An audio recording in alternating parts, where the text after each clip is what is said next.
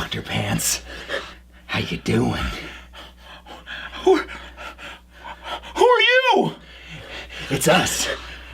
You. Something from the future terrible is gonna happen this year to turn you guys into us.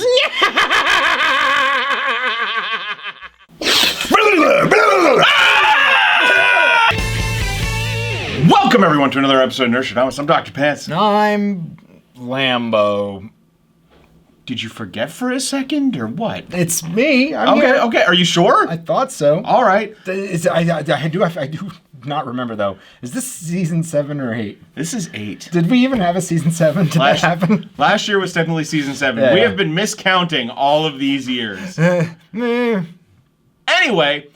this is where we get flanderized, by the way. But as is tradition on Nerdstrodamus, our first episode of the new season is always Lambo and I talking about the 5 games that we know are supposed to come out this year that we are most excited for. It's the top 5 games of 2023! Woo! You want to go first? You want me to go first? I'll go first. Okay, you go first. All right. Now we're doing a couple of things. We're going to make some predictions about the game. We're going to try to keep it nice and chill. My first game is Suicide Squad, Kill the Justice League. Oh, okay. Yeah. This one is going to be the very, very, very last appearance of #Kevin Conroy. He's so important. He is very important. He is my Batman. He is my Batman. I'm not even the biggest Batman fan, but he is my Batman. He's Batman. His voice is legendary. He's the Batman. He is the Batman. I'm going to suggest that this game is hopefully going to carry on a little bit of the tradition of the old Arkham games. A little bit more than maybe like Gotham Knights seems to be. It's a little bit more of like a multiplayer kind of a game and stuff. Right. Suicide Squad is going to be, more stylish, more fun, more exciting, and hopefully a little bit more memorable. Now I'm going to make a couple suggestions. First of all, I don't think people are going to like this game. I think it's probably going to score somewhere around like a, 6.5 on Metacritic. What do you think? I could see it going very middle of the road like that, or being really, really highly regarded. What do you? Yeah, it's going to be one or the other. Yeah, well, I mean, I could definitely see people like wanting to like it because it's Kevin Conroy's last moment. Right, and the Arkham games are so well loved. Right, and so I hope it's going to be good, but then I just don't know. Now, the last part of the prediction, of course, today is that are we actually going to play these games? And I pretty much see myself probably, but it depends on kind of when it comes out. My number 5. Mm-hmm. Now, I thought for a while, Eiyuden Chronicles, that indie spiritual successor to Suikoden was going to be. Right, yeah, totally. They're both equally difficult to pronounce. They are. I love it. But it's not that. Number 5 is actually the Suikoden 1 and 2 HD remake coming out this year. Oh, okay, yeah. That makes sense. Yeah, hello. I love Suikoden 1 and 2. Very, very classic PS1 JRPGs. And in all honesty, if I could describe it in one word, it is, for any JRPG fan, necessary. Ooh. It is a necessary playthrough. These are classic JRPG games that have a lot of really great ideas that you might see implemented in other games, but not as well as this. There's an awesome combo system. The magic system is really, really interesting. They're very politically focused rather than, we got to fight God, blah, blah, blah, use the power of friendship. No, it is armies. You are one person building your own army, collecting 108 characters.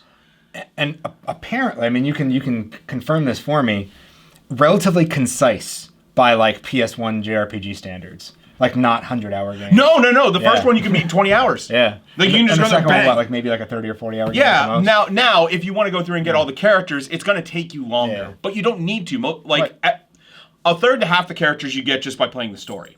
And what the characters then do is they become part of your army. And by that, it's not necessarily party members. It's someone running the store in your castle, or becomes your butler, or mans the portal that allows you to fast travel around the world. So like the old ad that they used to say about like, you can get 108 characters, like, so it's kind of BS. Well, it is 108 characters, but they're not playable party members. Fair enough. There are a lot of party members. Yeah. And there is some really great moments in those games. There's one in at least Suikoden 1 where you may cry. It's very sad. I don't want to cry. You may. I don't want to cry when I play. You know what else? I'm definitely going to pick this up, and I will definitely replay them because they're like 100%. Yeah. This is 100%. 100% for me. Okay. Actually, all of these things I made sure they were 100% pickups. Oh, okay. Yeah, all of my things are 100% pickups for me. The only other person in Nerdstrodamus who I may see at some point picking it up and playing it is you. Probably. Yeah, I don't. Yeah, I don't. It's no one else in the thing is like big JRPG, and it's from the era that I enjoy. Exactly. It's early PS1 to late Super Nintendo, so you could definitely... I don't see any of the rest of them kind of picking it up and going for that whole thing. Right. Yeah. Now, Metacritic score-wise, yeah. I could see this hitting a solid 8. Okay, that sounds fair. If they do it well and they don't flub it up like they did the Final Fantasy, especially if the presentation is nice. Exactly. I find that with all the HD remakes, sometimes it's about like the menus and how much they preserve, because it's all about game preservation at this point. Oh, absolutely, 100%. So yeah, I could see solid 8 for that one. But Suikoden 1 and 2, check it out if you like JRPGs. Oh yeah. My number 4 is I hope we play it. I hope everybody jumps on and plays this one. This is actually the game I hope everybody plays with me this year, and it's Diablo 4. Oh, yeah. Oh, good choice. Yeah, I'll say that one's coming out.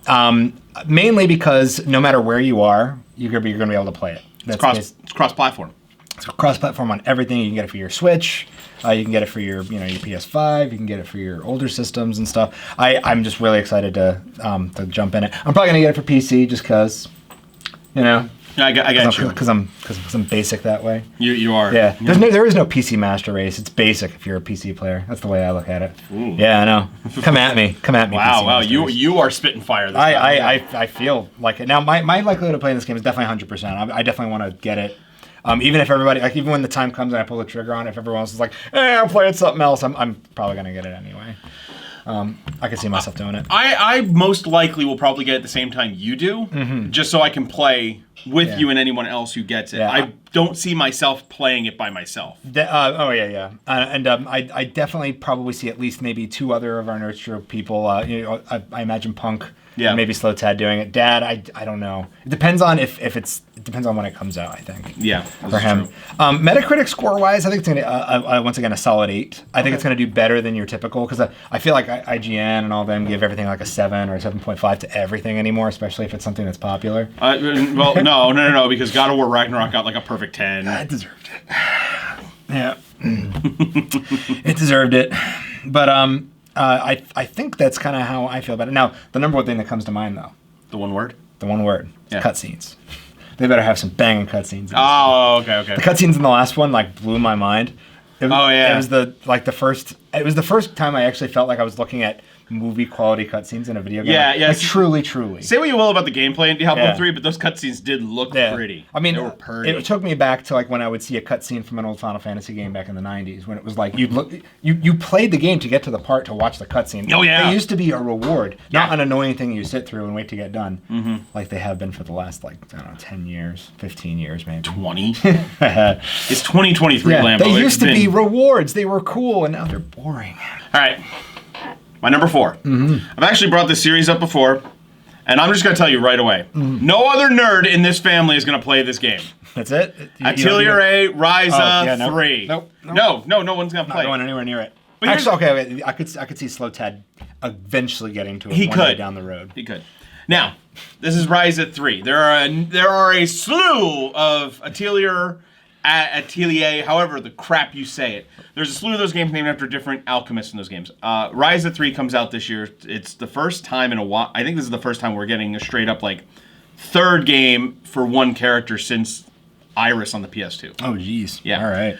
But I love these games because they are fun, very, very chill JRPG comfort food. It is, once again, not about saving the world, not about fighting God, not about politics. It's all about the soul. It's about a couple of friends getting together and helping out their local town and maybe solving some small mystery, but you gather ingredients and you put them together and you make new items, and that's the big loop in the game. Go around, fight monsters, collect the things, make new stuff, fight, so on and so forth. Yeah, I'm not playing that. Yeah, but it's the games are beautiful looking. The graphics are anime style, cel shaded, kind of hand painted looking.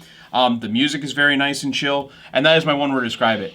Chill. Ooh, these are JRPGs that I can just kick back with. I can jump into at any point, even if it's been a while, and I can just play and relax. I don't feel stressed out playing it at all. Metacritic score-wise, now I did a little research into the current series. How do they usually do? very well. Oh, okay. The past few ones, which have been Ryza 1 and 2 and Sophie 1 and 2, are actually scoring above an 8 each time. Okay. That's actually why I started playing them. Yeah, because you saw that they were actually like they were doing really well, and I'm critics like, actually don't hate them. yeah, it's like they're well, not like the hyper dimension Neptunia kind of things. well, and see, that's just it. Those are done by Compile Heart. These are done by Gust, which. Yeah, and this is part of my whole thing. Like I'm just uninformed. Basically, I lump all those, similar looking anime-ish JRPGs into one big category. Now I will say this, and no diss to any of the Neptunia players, but I will say these look better, like graphically, style-wise. Mm-hmm. The one thing that would turn you off is they're cutesy. Exactly. That's probably why I'm. Yeah. Yeah. Yep. But I don't mind that, and again, they're very, very calm and relaxing, and the kind of chemistry alchemy aspect to it really gets me. They're kawaii. They are kawaii. Ooh woo. Ooh woo. I can't believe I just did all that. There's your ooh woo, boys. Ooh woo. GIF it. Clip it. TikTok it. What's your number 3? Oh yeah, let me. All right. Final Fantasy 16. I'm actually kind of excited for it. Only number 3. Only number 3. I figured Higher? higher. No. Final Fantasy games are typically high up there for us. I am tempering my expectations. Oh, okay. It looks similar to the art style of like a 14 or an 11. Okay. And, I'm going to just kind of throw it out there that the storyline and the storytelling in the last couple of Final Fantasy games has been less than good. Well, The storytelling. okay. So Yeah. I'm just going to throw this out here. Character-wise, like 13 and 14. Characters 15 are fun. Yeah, everything's great. 15. Storytelling-wise, we have some stuff to work on, guys. It's not since been 12. 12 was the last time we had a good story, good characters, and I felt engrossed in everything. Mm-hmm. 13 was fun, but like the story was just like out there. Okay, it was just a lot of stuff. Hold on. Yeah. I'm going to claim that it's not the fact that the story for 13 is out there. It's the they made up. storytelling. It's the storytelling They made up an entire dictionary of nonsense words that didn't ultimately matter at all. Lassie, falsi, like all this crap that I'm like, which one's which and what are we doing? Yeah, if they can nail the combat in this new one, I actually see the game scoring slightly less than all the others even, because I'm looking at a lot of people kind of playing this game and seeing a solid 7.5. I'm thinking they're going to IGN it real hard. Okay. Yeah. Okay. And only because the pedigree of the game, it's going to be there. Probably some brilliant voice acting. The story needs to really, really bring it this time. Like the storytelling needs to be good. The story in 15's garbage. And we need to bring back the things that make Final Fantasy. Now, I will say, like, that does not Yeah. mean slow turn-based combat. By the way, no. I mean that like the 7 remake really, really brought it back. They brought back the problem solving, the puzzle solving, that kind of whole thing. They really did a good job in it. And it's really frustrating because they should have just made a new Final Fantasy rather than remaking 7. Like, if you had just given it a different story and different characters, that would have been a banging game. But awesome. No, you had to rely on it being 7. it's okay. It's okay. Sorry. This is 16's moment. It's okay. Okay. I know you were hurt. It's You were hurt so bad. It's okay, I'm going to hold on to it. Yeah. I'll hold on to it. It's okay. Yeah. It's okay. It's that PTQB, huh? Right? Post-traumatic quick time event? No. No. Say PTKD. Oh. Post-traumatic Kupo disorder. That was a lot. But anyway. What's your one word to describe this? My one word to describe this is the way it looks. Derpy. If it can overcome its derpiness. Okay? Because that's what I mean. That's why I'm saying, like, the game has to overcome the derpy look and actually be good deep down inside. I will play a good game any day of the week, and I am waiting with bated breath for another great Final Fantasy game, because in my history, it's one of my favorite series of all time. I even, don't be mad at me, I actually pre-ordered the physical copy of the Pixel remasters for this year. I did. I know. I'm on a waiting list. I know. I want them all on one Switch cartridge. It'd be awesome. But they're not the good Pixel I remasters. don't care. I just You want have them. so many handhelds that I you could know. play the actual good pistol. pixel remasters on, and you chose the yeah. crappy iPhone versions. I have to be able to play them. We have a complicated relationship with Final Fantasy. It's really complicated. We could say it's not Final Fantastic. Maybe I should have put that as my word. Well, Yeah. let's just hold on. I The know, episode's not over I yet. know. We're gonna get really disappointed. All right, my number 3. Yeah, go for it. Square Enix property. Front Mission second. Oh, okay, cool. Okay? Yeah. Now, tactical game, turn-based strategy, giant customizable robots, It's everything you love. military setting, branching stories, and this is the only Front Mission game, like official Front Mission game, to not... Or no, 5 didn't come over. But this, of the first 4, this is the only one that didn't have a release in the States before this. Because the first one came out in the DS, and then the rest we did get. But 2 we've never gotten. And they just did a remake of Front Mission 1, called Front Mission First. I did download it. Looks great. They did a great job with the graphics. It is archaic, and I still love it. I mean, the reason you play those games is for their archaic gameplay. Right. I mean, you know. Well, the issue is the games rely on a mechanic of you don't just destroy the unit, you destroy parts of the unit that stop it. Like if you destroy the legs, it can't move as fast. If you destroy the arms, it can't attack you. Destroy the body, it's done. It's over. Yeah. But you can't target the unit, like the different parts of the unit. You just target the unit. And Oh, okay. I was about to say, so it's like old school VATS, like an old proto VATS. VATS didn't show up, I believe, until like 3. Oh no! Well, like, No. Yeah, like yeah, the VATS a VATS system. But like the Fallout games like allowed you to do all that stuff no matter Right, what. but I want to say that kind of system for Front Mission didn't show up till 3. Maybe it's in 2. I don't know. But Front Mission First has been a lot of fun. I really enjoy it. I don't know who else is playing this. Again, it's an old style RPG. I don't have the time. Yeah, you were the Yeah. only one who maybe might check one of them out. This isn't on my list, but the only turn-based strategy game I might play this year is Disgaea 7, maybe. You're a Disgaea fanboy, yeah. though. Yeah. Which it's not on my list. You know what, though? That always shocks me that you ended up being the Disgaea fanboy and I wasn't. No, I know, because it's so... Like, I love the It's tactics so- games. I love the anime stuff, and it is, like, over-the-top Because anime. it's so cutesy. It is. Ooh, woo. Ooh, woo. It's so ooh, woo.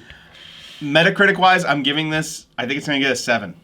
Okay, yeah. All right. I like, it'll be decent. Yeah, but it's probably not going to like blow anybody away. It'll probably be very much like the first remake. Right, which was around, I want to say it was getting like 6s, 7s, maybe a little bit higher than that. Okay. Yeah.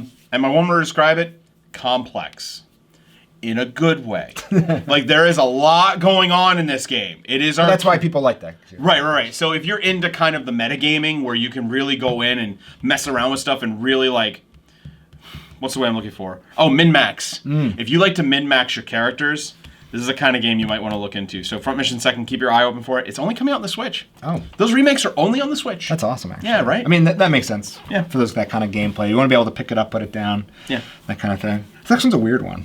What is it? I'm very excited for it. What is it? RoboCop Rogue City. Hold on. Yeah. There is What? a first-person shooter RoboCop game coming out this year. What? Yes! Are you serious? It looks amazing! That's awesome! And one word to describe it is Red Foreman.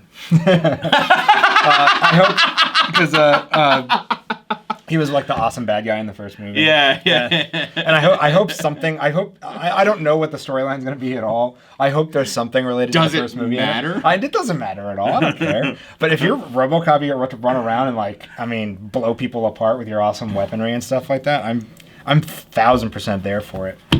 I didn't know this was a thing. Yeah, What's I know. it coming out on? Everything. Really? Yeah. Well, not like the Switch. I like Right, all right. the PC. Xbox, PlayStation. Xbox and Okay. PlayStation. Wow. Yeah. All right. It looks amazing. Is it like open world or is it? It looks like it's going to be sort of the way Wolfenstein kind of Oh, okay, got okay, rebooted. okay. It looks really visceral and cyberpunky and that kind of a thing. That's awesome. It looks amazing. I'm expecting a relatively higher score for it. I'm expecting maybe an 8.5. Really? Yeah. Just because everything behind it looks real good. And it came out with this really, really sexy trailer last year, and I love RoboCop. and here's the thing: this would redeem because there's like really, really good and really, really bad RoboCop games out there. Yeah, there are. Yeah, there are. And like, I mean, RoboCop versus Terminator actually isn't that bad. I know a lot of people are like, No, I like that back one. in the day, it had that trendy like rubber cover and stuff, man, and that the was so cartridge cool. was the cartridge black or something. Yeah, yeah. And they really tried to like ham it up how But it was fun. I enjoyed edgelordy it. the old thing was, but how edgelordy could you be on Super Nintendo?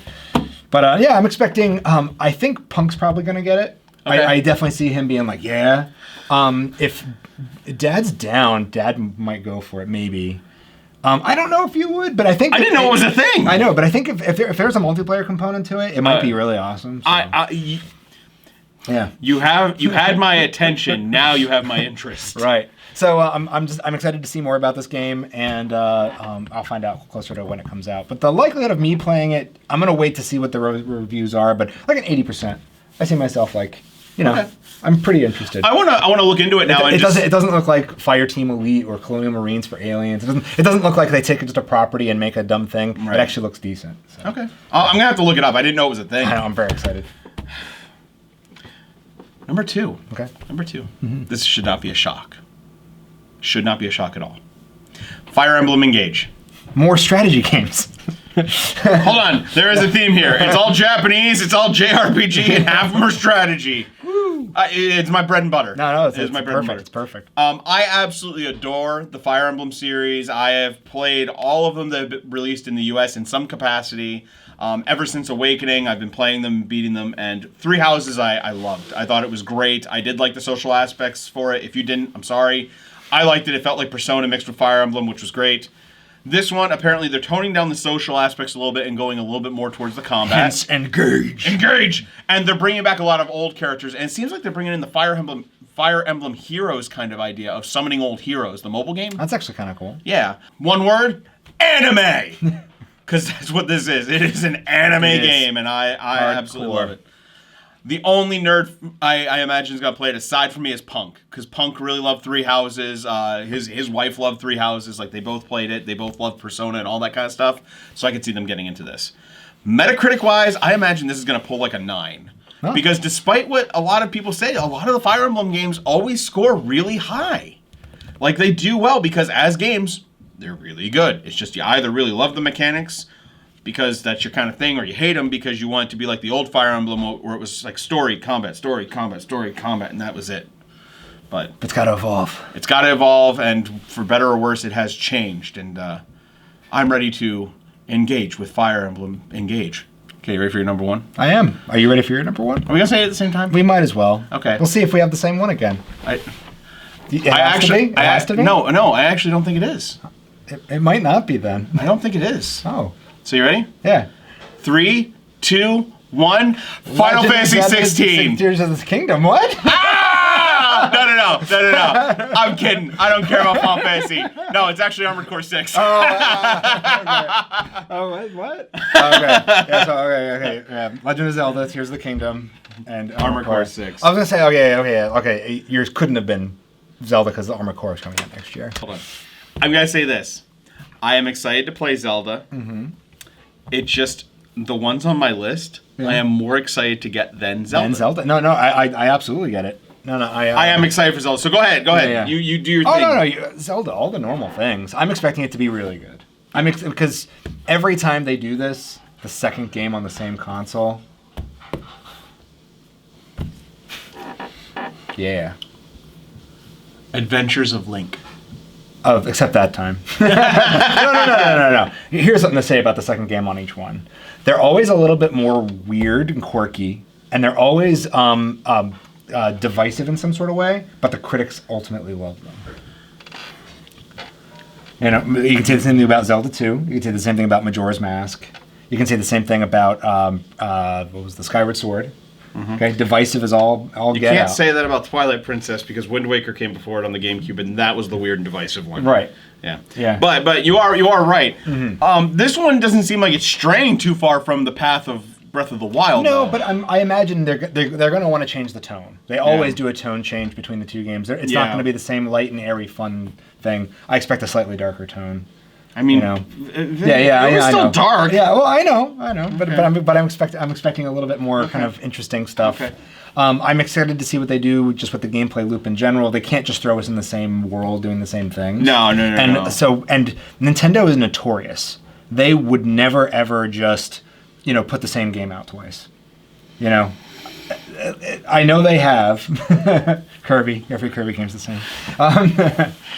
But especially when it comes to a Mario or a Zelda, they are very, very deliberate in the kinds of decisions they make when it comes to the tone, the design, all that kind of stuff. And I feel like they wouldn't even have wanted to put another one out unless they had a good idea for it. I mean, I'm gonna make one pure argument. Mm-hmm. Technically, two. Yeah. Mario 1 and what was Mario 2 in Japan or The Lost Levels. They're very much the same game. Oh, yeah. Also, the Lost Levels are way harder. Right, but it's still same kind of design. Yeah, of course. Also,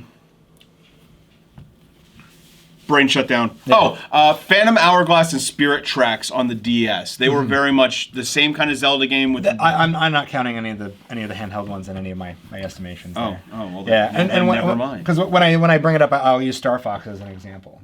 Yeah. They haven't made a new Star Fox probably because every time they've made one, they changed it radically, and people didn't like it enough. But that was because that was the game they wanted to make. Yeah. They wanted to make the Dinosaur Planet style, whatever game that they were going to do. They wanted to make Star Fox Zero the way it was and not make it normal. They messed it up real bad. There's a good game under there somewhere, but they messed it up. But anyway, I'm thinking a 9.5 from the critics. I'm not thinking a 10. Yeah. I'm looking at it's going to be just as good, but basically they're going to obviously find a couple of things that it doesn't hold up as well.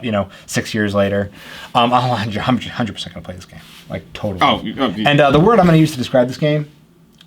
Lost. I want to get lost in that world and just get all kinds of crazy wrapped up in it. When the first one came out, I couldn't put obviously the Switch had just come out, so it was the only real game. Yeah, but I didn't put my Switch down for months just because that game kept me busy. They didn't need to put any other games out. No, once you switch, they shouldn't have just done it. They shouldn't have done it. They need a party game. But Armored Core 6, you could put out any game in a year. And if an Armored Core game comes up against it, I will put Armored Core at number 1. With one exception. What's the exception, Lambo? The Ninebreaker. No, Mega Man Legends 3. Oh, no, I was thinking about the old ones. Oh, yeah. Was Ninebreaker the one that wasn't as good? Yeah, but I still played it and beat it. I destroyed that game. Yeah, okay. Yeah, Armored Core Ninebreaker is probably the worst of them. Anyway, if you put out Mega Man Legends 3, I misunderstood the Sorry. trail you were walking there. Yeah. We got this. But Armored Core 6... It's been 10 years. It's been 10 years of From Software making Soulsborne style games. And while I respect them, and while I understand the love they get, I wanted Armored Core. I wanted my childhood. I wanted the original mech customization game that's not Mech Warrior or Earth Siege. Or Front Mission.